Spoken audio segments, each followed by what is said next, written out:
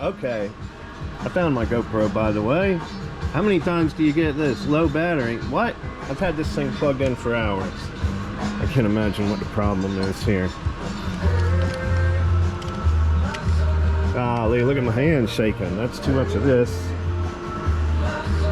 All right, I'm back. I did kind of find my GoPro.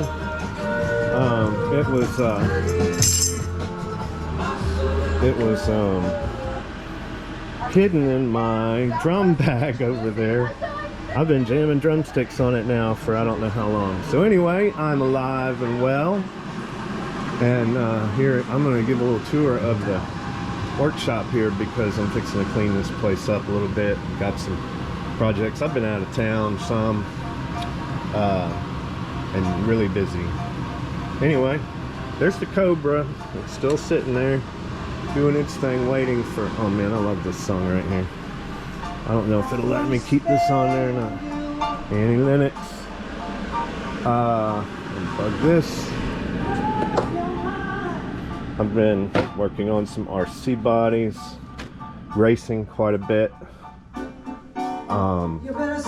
I've been flying in the simulator, but I do have some helicopters down. This one's been down for months and months. That little guy's busted up some. I got my air guns all back in business. I've been having to fight the raccoons off the chickens around here. Just turn that down.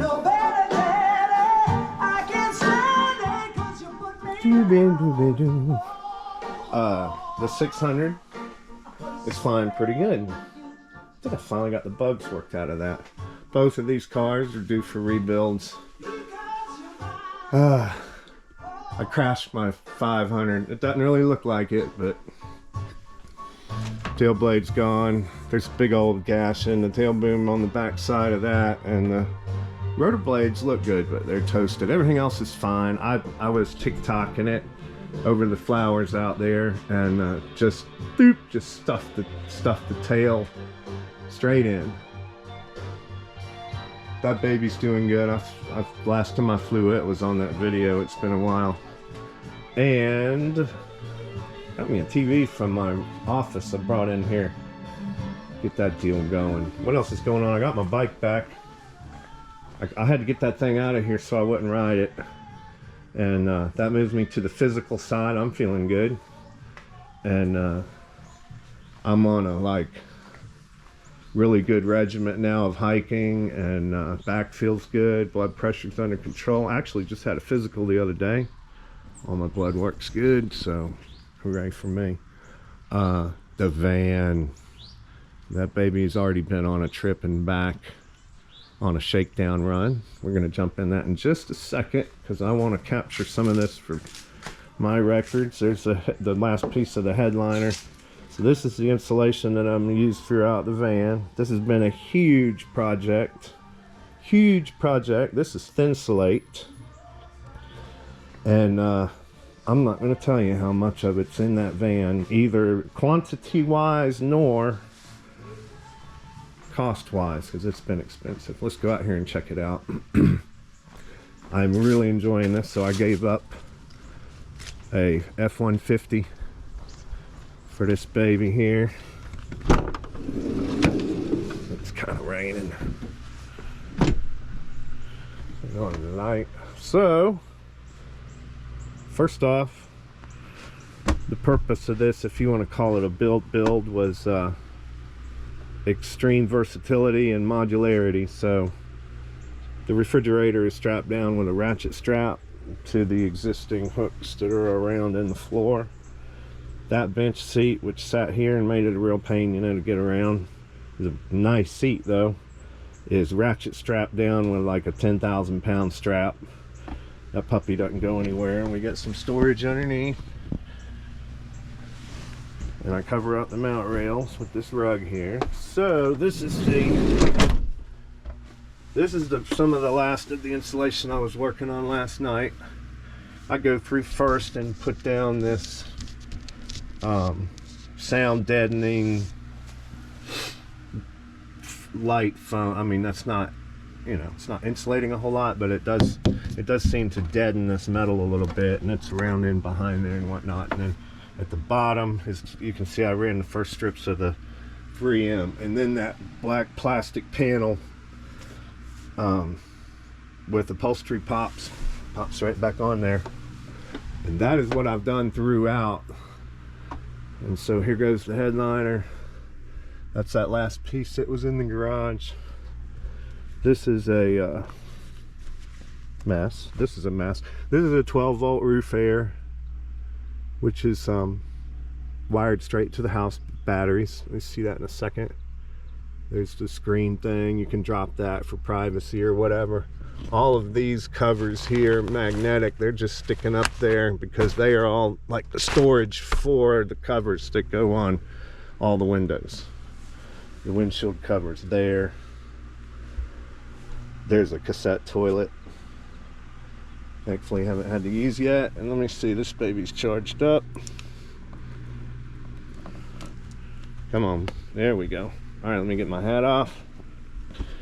And now for my, hey baby, what are you doing under here?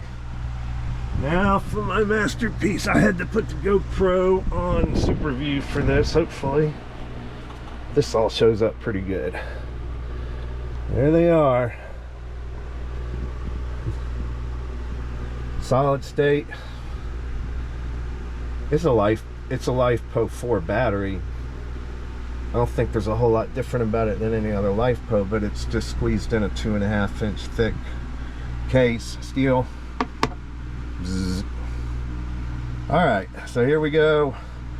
Out of each battery, 100 amp breaker, tying into 300 amp bus bars with 2 gauge cable coming up here to the center, and everything off of this then is going to be basically 4 gauge, but the center root is all 2 gauge, and what we have here will be a mirror image there, which will give me 400 amp hours. And if for some reason that's not enough, they make clips and you can piggyback these back to back, and I could get a total of 8. Well, if you kept stacking them down, you know, that's getting ridiculous.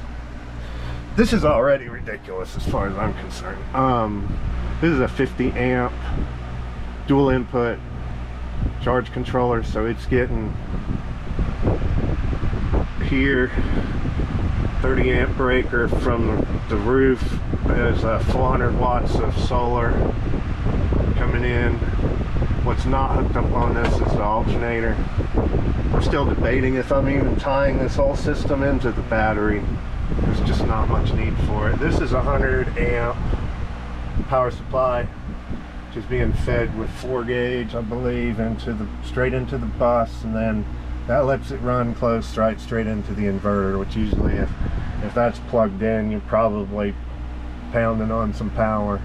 It'll charge these 2 batteries pretty daggum quick, so these can take a 200 amp discharge rate each and they can take a 100 amp charge each.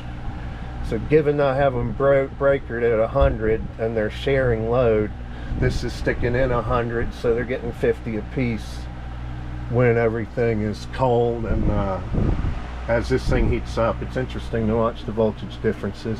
I still need to take this ground line from the air conditioner, so that's the air conditioner coming in on that 100 amp breaker, and this is its ground coming in here looping. I want to get that out of there, and I need to redo those 2. Renogy 2000 watt inverter, and that's it for now. Everything's running in through there,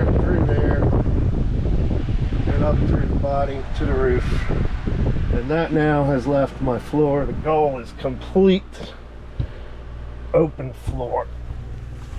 So, there we go. So, you know, we can take this out of here. 2 guys could undo this bed. It's on E-tracks, and you know, within the realm of reason. I don't have a bunch of furniture built in here. I just didn't want to do that. We've owned motorhomes and all kind of crap like that through the years, and yeah, this is working out good. So I got that door to finish and that to tie up back there, and I'm done with that insulation. And if anybody does care, I don't know how that stuff is bundled. 5 foot by 20 feet, and it's I think there's 5 boxes in here now. It's a lot. Like, boy, it sure did quiet this thing down. I wouldn't say it drives like a Lincoln Continental, but given the wheelbase and how much insulation is in it, it's definitely getting quiet to drive, especially on the interstate. And that's it. Yeah, I don't know what else. I've been flying on the simulator, but I gotta get this project tied up. So this is the last of this. This is the screen for the side door once I have that door finished and can button all that up. And then yeah, it's cold here. Winter is moving in on us, and I guess I'll be ready for some indoor projects. All right, peace out, people.